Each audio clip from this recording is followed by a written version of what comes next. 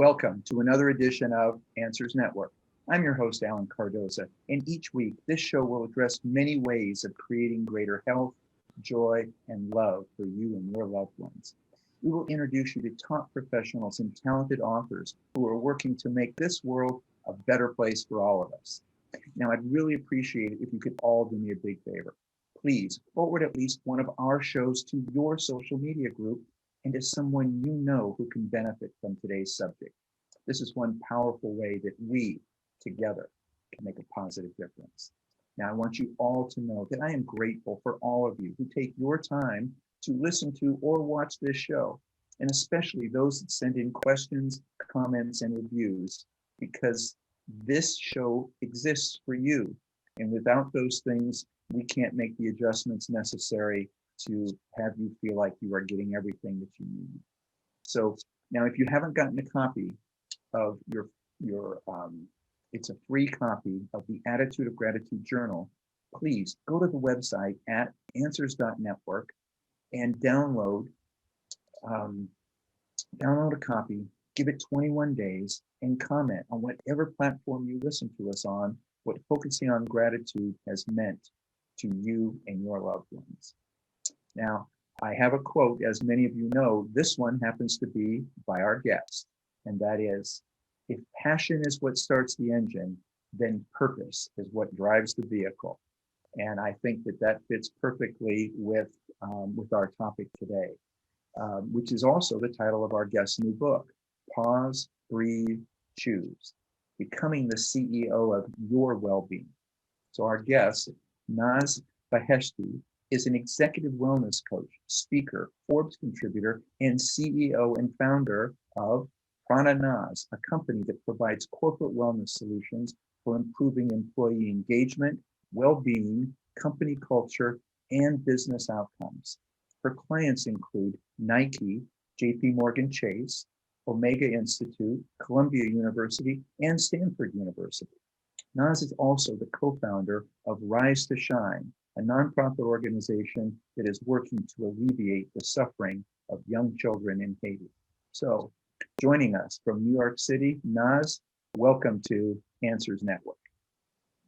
Thank you, Alan. So happy to be here. It is my pleasure. I've enjoyed doing research into you, going through the book. And one of the things that came to mind for me was the company name of Piranha.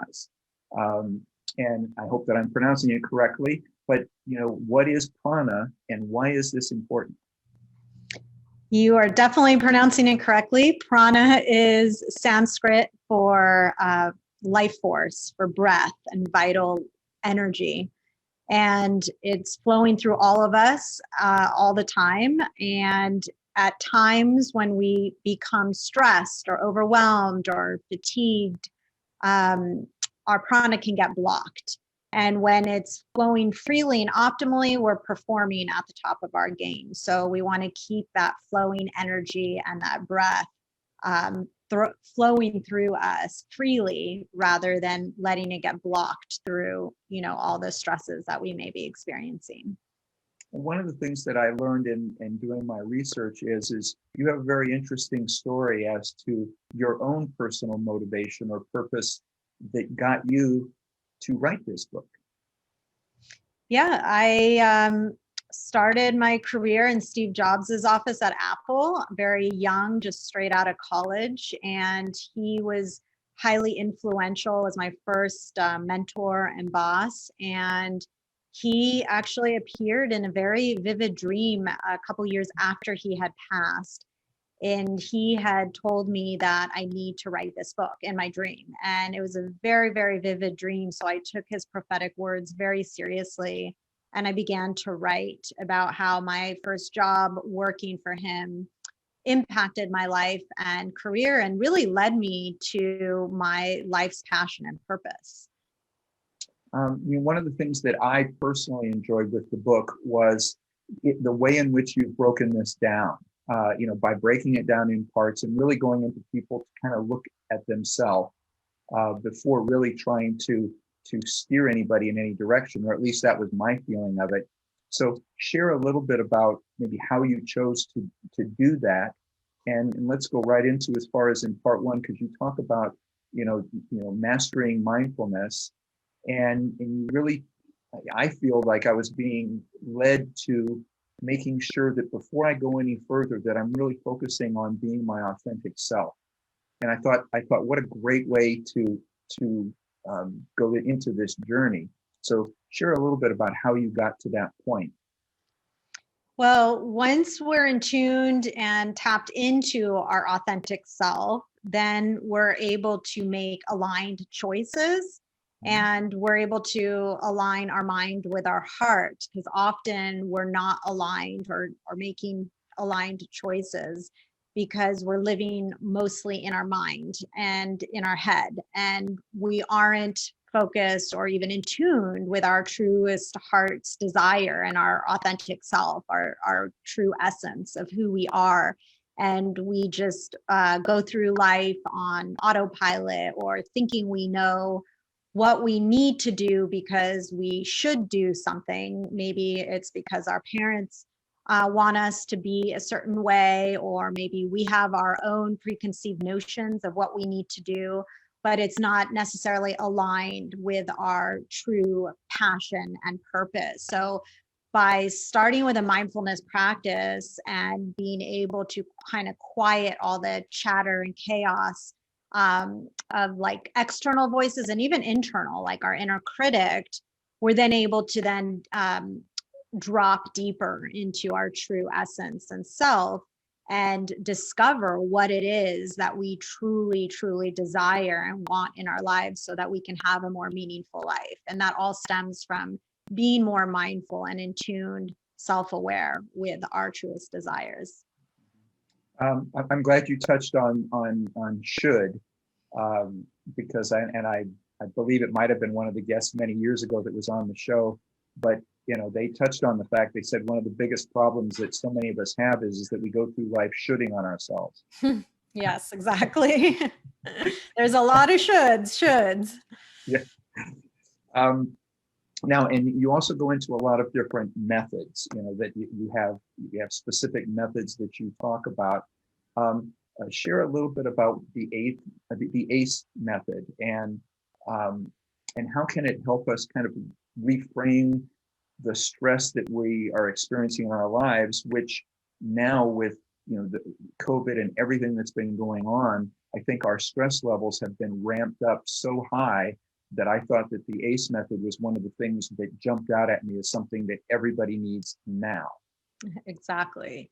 Truly is. It's the ACE method is really a new way of reframing stress, and it's an effective way to upgrade both your mindset and behavior. So you need both mindset and behavior shifts, and the ability to distinguish between the different kinds of stress. So I talk about acing stress using the ACE method, and there's three types of stress: acute stress, chronic stress, and eustress, which is the good stress, good energy stress. And that when you're able to distinguish between the different kinds of stress, then you're able to perceive stress as a challenge rather than an obstacle, because it all starts with awareness. So step one of acing stress is being aware of the signs and symptoms of the stressors and identifying the different type of stress, so that you could get to step two, which is then changing your mindset, which is the choice to reframe the stress using an upgraded mindset, so that you can identify your options as opportunities rather than being in a disempowered state of thinking there's no choice or you're just stuck. So you could identify your options and opportunities both in mindset and behavior, which then leads you to step three of acing stress with the ACE method, which is taking empowered and effective action based on step one and two. So acing stress using the ACE method is a three-step method through awareness, change, and empowerment. So there's a lot of ACE, ACE acronyms to make it easy to remember. That's good. I like that. And when you're talking about reframing it, would it be a good analogy from the standpoint of being able to tell ourselves that at this point in time, if I'm having stress or anxiety, that what are the benefits that happen to my body. So for instance, we know that if we're under stress, that we can have a greater vision or greater acuity or faster reflexes. So to try to just restructure it in our brain in that respect to see what are the positives that we can take out of it. Sure, that's definitely for acute stress and eustress. So ACE method is really about toggling between the necessary stress of acute stress, which is that fight or flight response, which you need because, for example, if you're crossing the street and an oncoming speeding truck or car is coming right at you, your stress, your reflex is to jump out of the way. That's your fight or flight response. So yes, that is completely necessary and it benefits you. However, chronic stress is the killer stress, which does not benefit you in any way. And that's characterized as a feeling of being helpless and hopeless and not resolving issues for greater than 6 months. So as far as using the ACE method to shift, your mindset, it would be either trying to resolve those unresolved issues or like changing your environment or the situation as one of the 7 A's, alter the situation or adapt to the stressor using the 7 A's to try to change the situation if you can. But if not, sometimes it's not possible and you have to accept the situation. Then it's about choosing to shift your mindset around that and in choosing to accept it and make the best of the situation so that you don't have like toxic energy and thoughts around something that is just out of your control. It's like accepting that it's out of your control and you can't change it, but you can change your mindset around it. So that's where I encourage people to have an upgraded mindset, to choose to see something positive out of it. It could be a learning experience. It could be testing your patience, testing compassion, whatever the situation is, and trying to find the upside of the situation. Now, when you mentioned chronic stress, and you mentioned 6 months, is this sort of a benchmark in which if you're not able to get through this by this period of time, it's time to start looking for help? Yes, 6 months. After 6 months, it is characterized as chronic stress.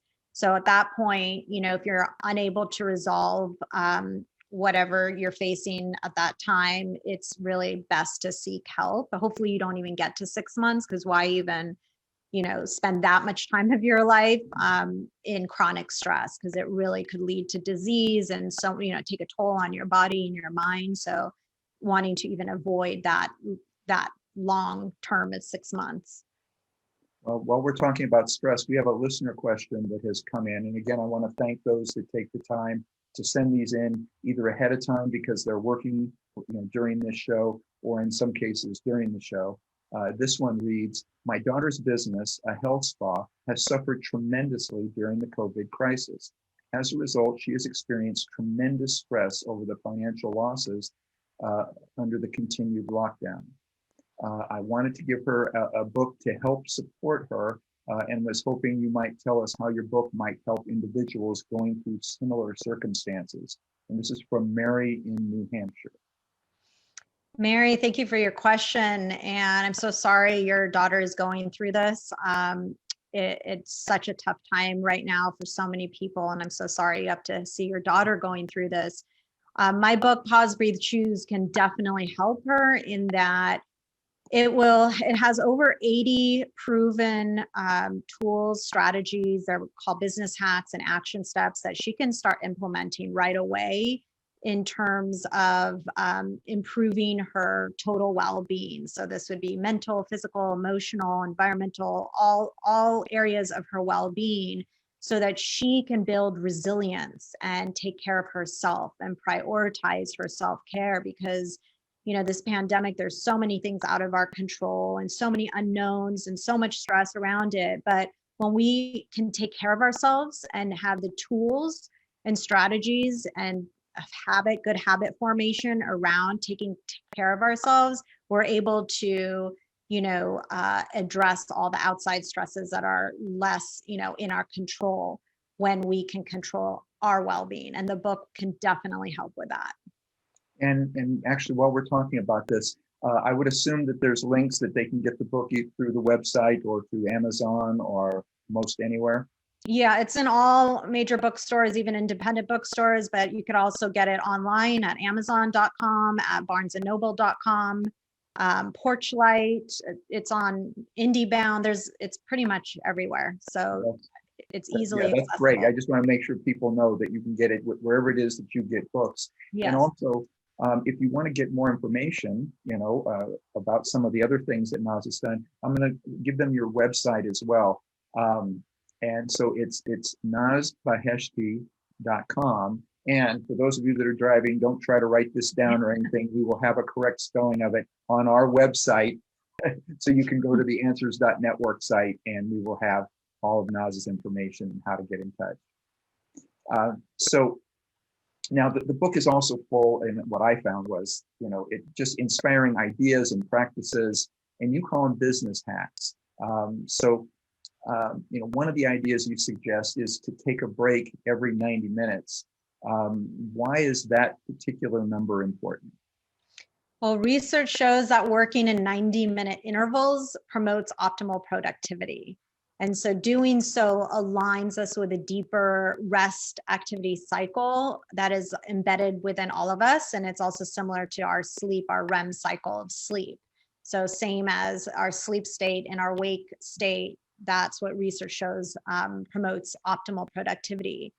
So that's the reason. Now, if you're not able to actually take a break, walk away from your desk, or do something that requires you to take kind of a longer break, that's okay. You could just stretch at your seat, just move your body a bit, drink some water, just like take a mental break. Also, it's optimal to, if you're like working on one task for 90 minutes, if you still need to be working, just switch tasks, just switch it up. So you're kind of giving your mind a break from one area of focus to another. So that's also considered a break from one task to another. But ideally, you're actually like getting up, moving, going either for a short walk or just like taking a breather, whatever it is, just like stepping away for just a brief pause. Yeah, and I think that makes good sense. And it's one of the things that I've incorporated as well, is the get up and walk, and specifically get up and go outside for a few minutes so that we get a little vitamin D as well. Yes, ideally that would be amazing. Now, one of the things that I know that you talk about as far as passion and purpose, which I think is incredible. But what advice do you give for people who are having a hard time connecting with a sense of passion or purpose in their lives? And taking that thought deeper, what about those that seem to have lost or experienced a huge shift in their passion and purpose? Well, I first of all say, don't give yourself too hard of a time, because you're not alone. And so many people have, especially right now during a pandemic, have lost a lot of passion and their purpose. But the way I look at purpose is twofold. One is at a macro level, which is really finding and living your life's purpose and mission. It's basically your life's mission. So I have been fortunate to have found it. It wasn't easy. I was seeking it for over a decade till I was able to finally discover it and then pursue it. And now my passion and purpose has become my profession. So I feel very grateful for that, but it wasn't easy. And that bigger scope of purpose, if you haven't found it, I encourage you to take explorative action, which is basically taking action outside of your comfort zone, that place that inside of you that you live without fear. So you want to step out of that comfort zone and just take explorative action and discover new things, learn new things, be curious, like pretend you're a kid and let curiosity drive you, in other words. And for the other way to look at passion and purpose, or purpose in particular, is on a micro level, which is, what is your daily intent? Like, it's on a smaller level. Like, so even if you're not passionate or aren't living your purpose in your current job, for example. That's okay. Like, you can still find something and purpose within the day, within, you know, some intention that you want to strive for and live up to in that day that gives you meaning and joy. And it could be just on a smaller level until you find your bigger purpose and passion. It doesn't have to be an all or nothing. So you could still work with passion and purpose on a daily basis on a smaller level. Now, I like that you're talking about looking inward and such. This show, and I'm very grateful for the fact we have a lot of people who fall into that category of helper bees, of people who are psychiatrists, psychologists, teachers. That's some of our largest demographic, I guess, are people who have made a conscious decision, or their passion and purpose has been to help others.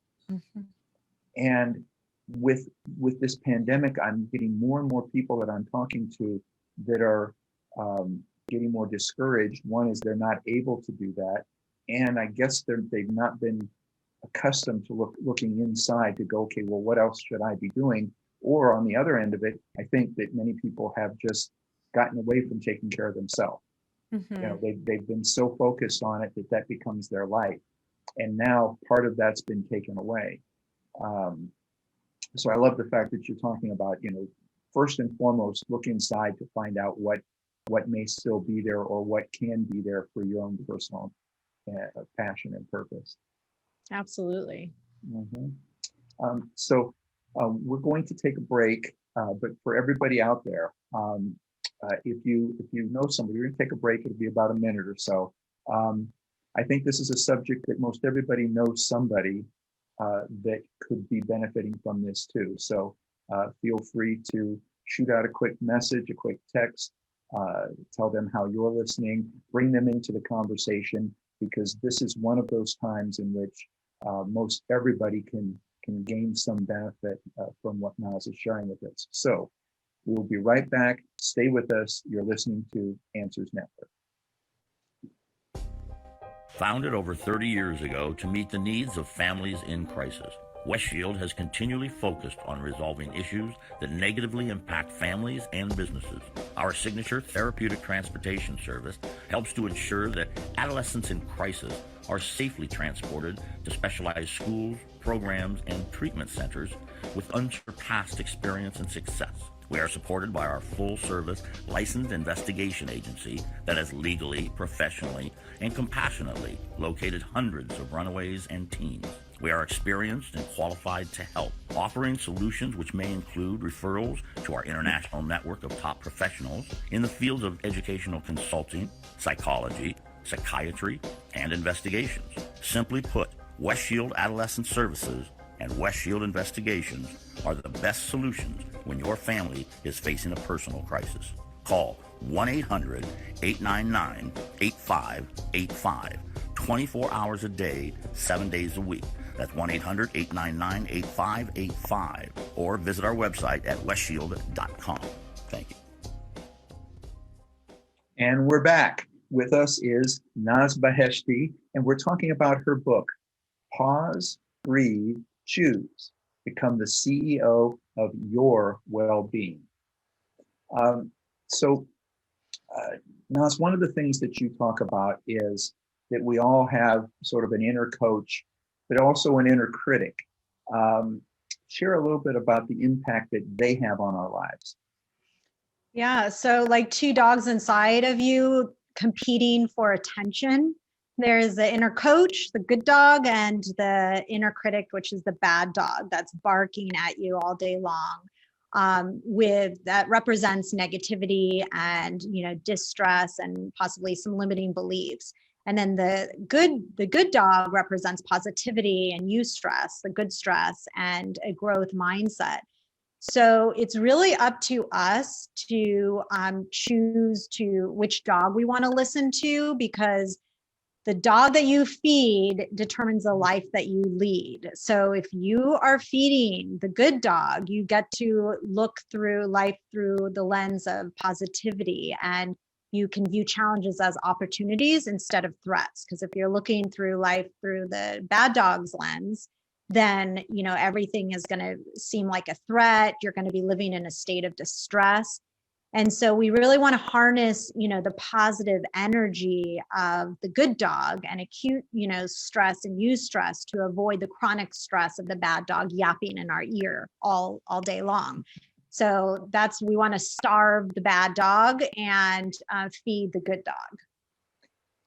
I absolutely love that. And to take it right into what today's happenings are, please share a little bit along the lines of, in other words, turn off the news, turn off those things that are promoting negativity and divisiveness.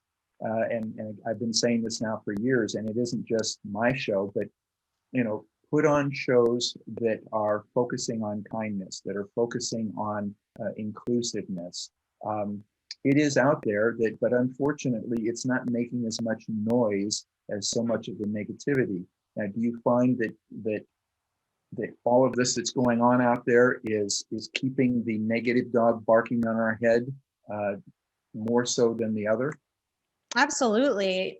It is if you choose to let it continue barking. So it's kind of hard to avoid the news. You want to know what's going on in the world.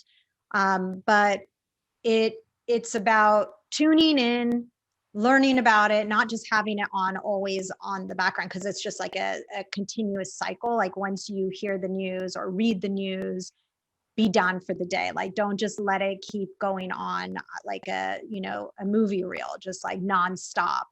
And then getting back to like processing that, but then understanding that I'm not going to feed that dog. I'm aware of it. I'm not dismissing it. So sometimes it's also like a kid having a tantrum. They want attention, right? So it's like the good dog the bad dog is yapping.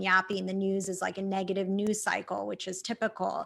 But sometimes they just want to be heard. You just want to acknowledge it, learn from it, get the news, hear the bad dog, and then it will quiet down when you acknowledge it. That's part of meditation too, acknowledging thoughts and then letting it go.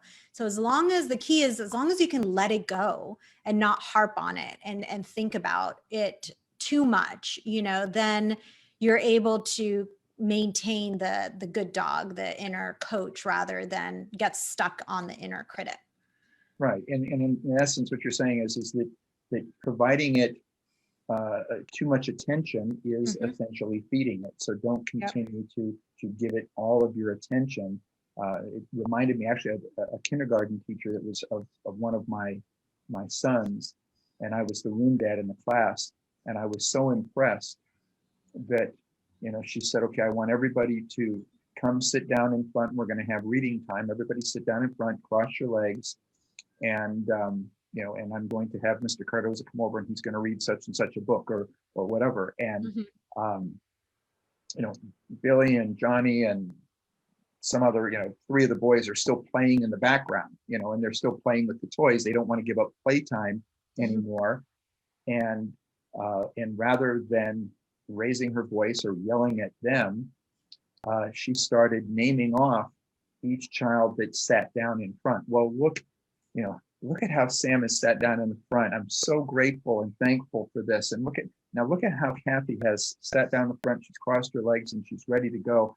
And gave the boys that were still playing, gave them zero attention, or in essence didn't feed into it until the point in which they just kind of looked around like, I guess we better sit down and get that positive, because she's not feeding into this by yelling at us or getting upset about it or anything else. And I was so impressed as one of my first days in with my son, as a room dad, and I went, okay, this is a teacher that gets it.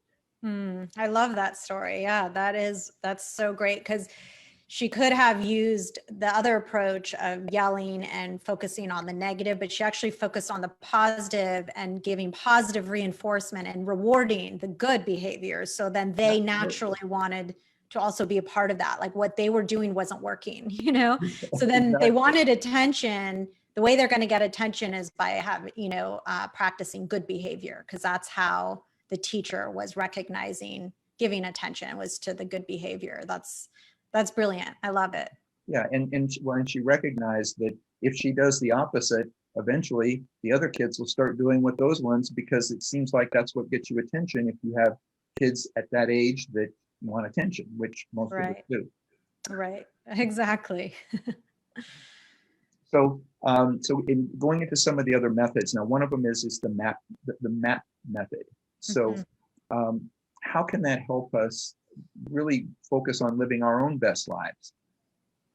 Well, the MAP method really brings everything together. It's a holistic framework to help you navigate your own mindful journey. So your map of authentic self-discovery, better choices, and purposeful growth, both in work and in life. And MAP is an acronym for the three parts of the book and my method, which is M is for master mindfulness, the big M. And then the A is for apply better choices to manage stress and build resilience. And they're the 7 A's.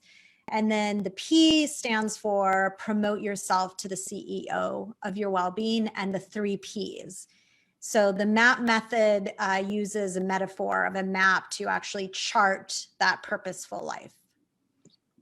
And, another thought, in regards to when I was reading it, in regards to the concept of being the CEO of your own well-being, I feel that I am that, but I recognize that in many people, when they're talking about a particular illness or something that they're going through, and they immediately go to, well, I went to such and such a doctor who said this is going to happen, and they accept it as, okay, that's the only possibility.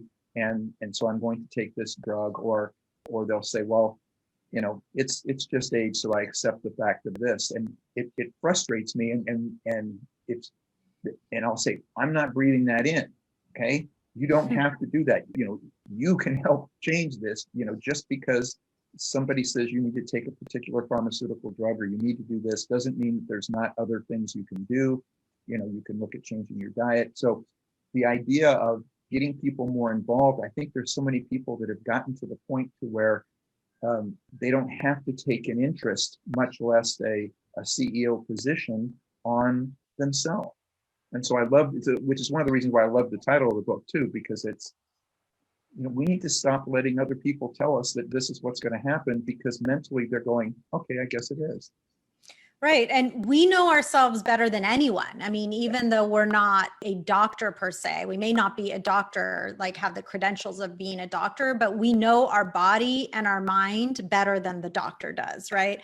The doctor has all the theories and experience and education, and they can, diagnose you and give their recommendations and based on, science and what's worked. But then again, we also know ourselves better. And for us to be our own advocate is really key, because I know I've had my own experience, fair share of doctors and, challenges. And just because they're in a white coat and they have the credentials doesn't mean that you also can't contribute and add to the experience, because there were many times that I caught doctors making mistakes, nurses making mistakes, because they were busy and they just, neglected to look at my chart, for example. But I knew that, for example, I was allergic to something that they prescribed, but they didn't take the time to look through things. And I would definitely recommend that in any case, whether it's with doctors or just for yourself or alternative medicine, is to really give yourself the benefit of being your own advocate, because you are your best advocate and you are your own doctor, really.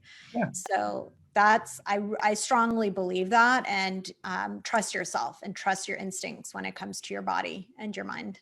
Yeah, and I completely agree. And I'm not in any way trying to tell people don't listen to your doctor. That isn't my point. I'm saying that you can see 3 different doctors and get 3 different opinions. Sure. Or you can see a one type of doctor and then see a functional medicine doctor that is going to share something a little bit different in Mhm. regards to maybe, it's the same problem, but that there's a different way to go about it to resolve it. Right. And then you as the CEO, you can decide which of these two directions to go that are being given to you by two very intelligent doctors. It's just there isn't just always that one path. Exactly. And that's why choice is a big part of, pause, breathe, choose. The more choices you have, the more, doctors and consults you get, including your own, when you bring it all together and think, what is it? What resonated most with me? What do I feel most comfortable with? You have more choices. If you just go to one doctor and say, okay, that's it, that's what I have to do, then you're limiting yourself. That's like a limited mindset, and you are potentially limiting possibility. And we all want more possibilities and choices when it comes to our health and our well-being. So don't limit yourself, be your own advocate and go get different opinions and include your own as one of them, because your opinion counts. Definitely. And we have another question coming in. This one reads, we're an advertising firm and our employees are individuals who thrive in the think tank group environment. Online video meeting just doesn't seem to cut it for us. And the results have been that my employees are unhappy, complaining, and losing their creative spirit. I have been looking for a resource on this topic geared more for business professionals. I ordered my copy of your book and look forward to sharing it with my staff. Do you have any thoughts you could share on our situation in the interim? And this is from Ariana in California.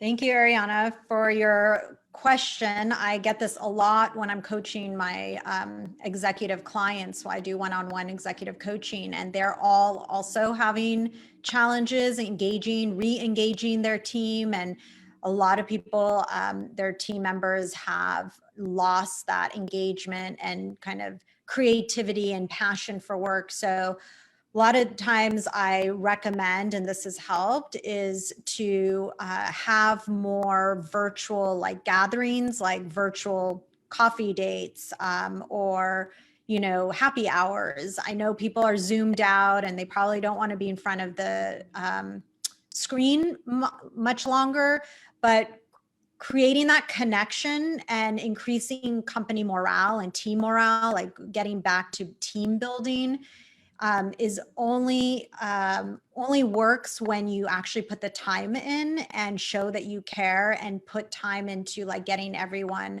to connect more outside of work. And it's not only about work in the pandemic, it's about reconnecting, taking that water cooler chat online in some way, since we can't do it in person. So we have to be thankful, although we're, very Zoom fatigued, we have to also be thankful that actually we have this opportunity, because many years ago we didn't. And so imagine if we were trying to connect just through the phone and we couldn't even see each other's faces. So I say, be grateful. Let's be grateful and use the technology we have to our advantage.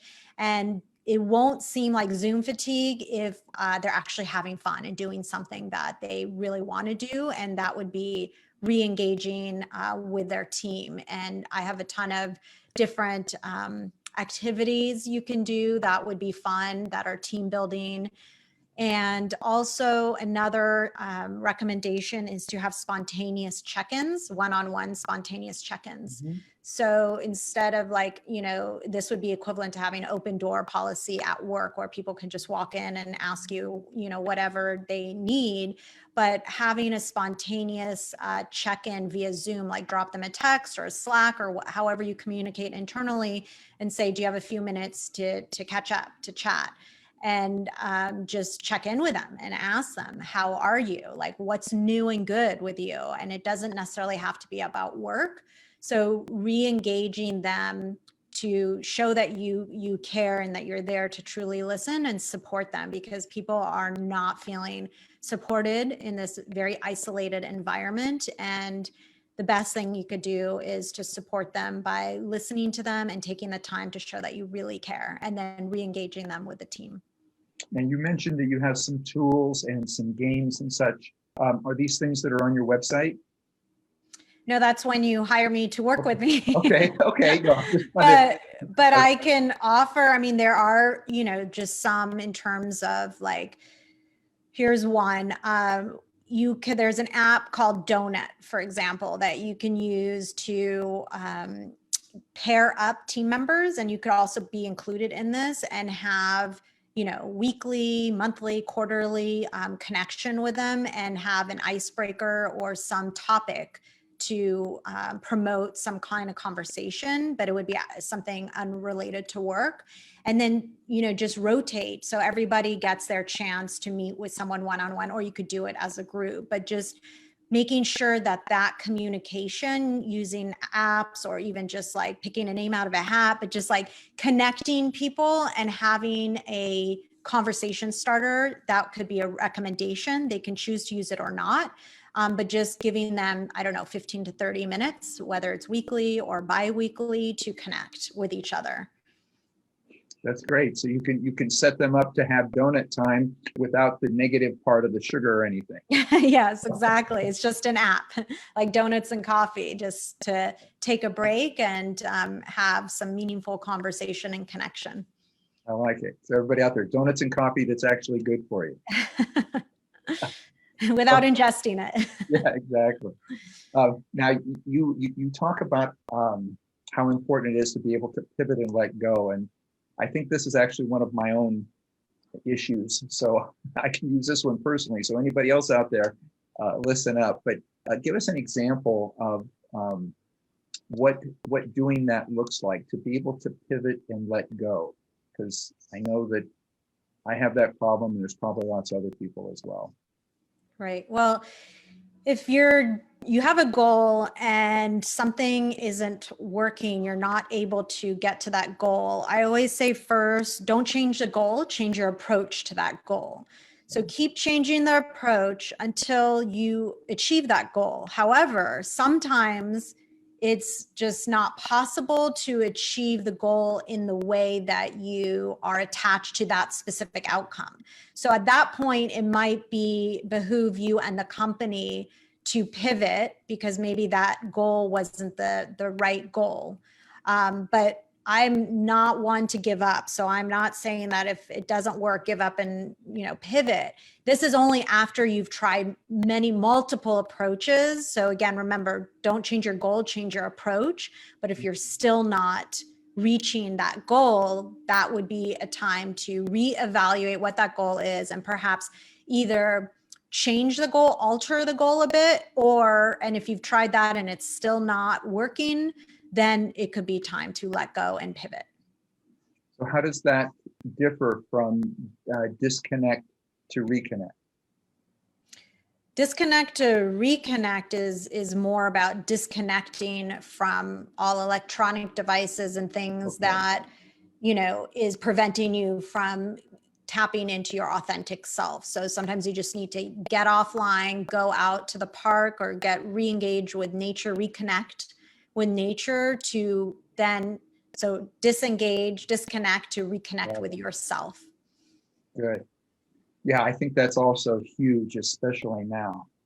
Yes, we all need to disconnect to reconnect. I mean, this is for our own self-care, for our, our overall well-being. We need this more than anything right now, especially now that remote work and working at home, all the lines between work and life have completely blurred. So there really needs to be a disconnect, and preferably it's at the end of each business day, and that your business day doesn't just go on all night long. And then, the only time you're disconnecting is when you're sleeping. Hopefully you're actually choosing to disconnect, reclaim your calendar and your time, and disconnect at a certain, anywhere between, I don't know how everyone has different work schedules, but somewhere around 6 or 7, even earlier, depending on when you start, but there needs to be a time to disconnect. Yes, I completely agree. Now, it's interesting because we're talking about this, but at the same time, you say in your book that pain is our greatest teacher for growth. So how so? And if that's the case, we should all have gained a lot of IQ points in 2020.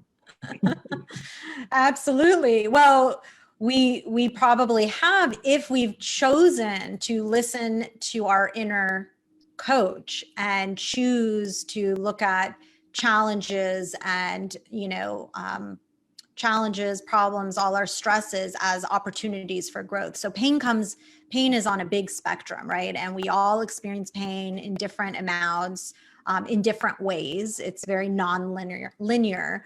So when we experience pain, it is our choice to choose to continue suffering for, endless amounts of time, or kind of reclaim that pain, see what it's taught us, treat it as a teacher for growth so that we could evolve, like really grow and evolve as a result of that pain. Because if we don't find the good or the lesson, maybe not so good, but the lesson in that pain, it's kind of like we went through that pain in vain. Like what was the outcome of that pain besides suffering? Like we want to shift being in a state of suffering and a disempowered state to an empowered state of choosing to find some sort of lesson or opportunity or good as a result of that pain.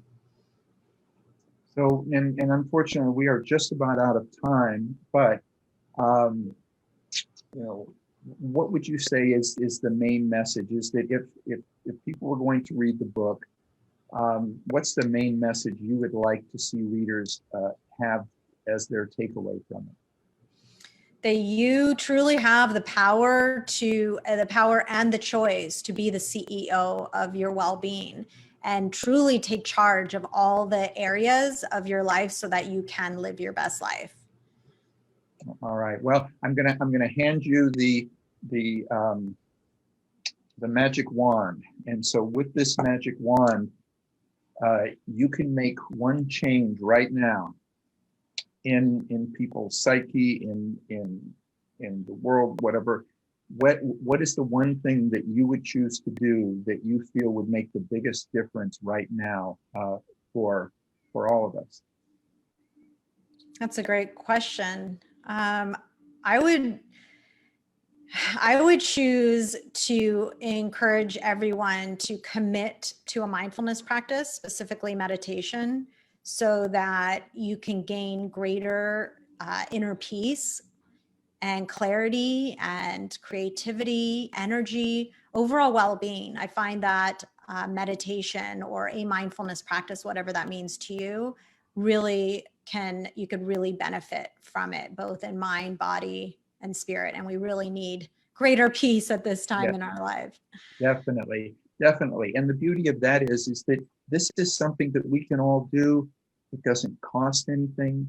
It's it's free. You go out, you sit in nature, and you find your peace.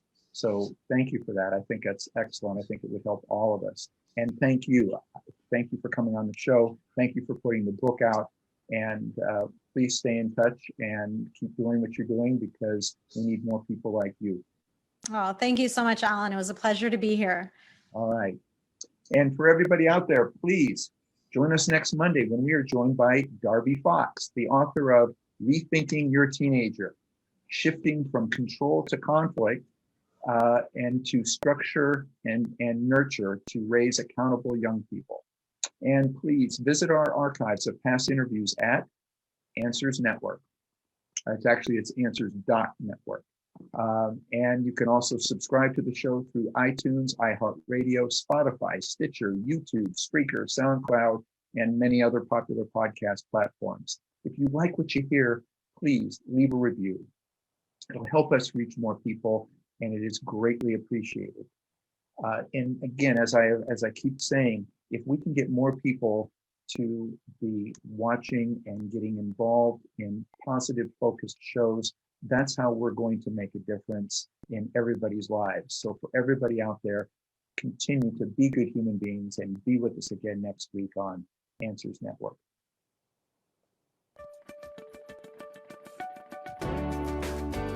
You're listening to Answers Network with Alan Cardoza, only on LA Talk Radio.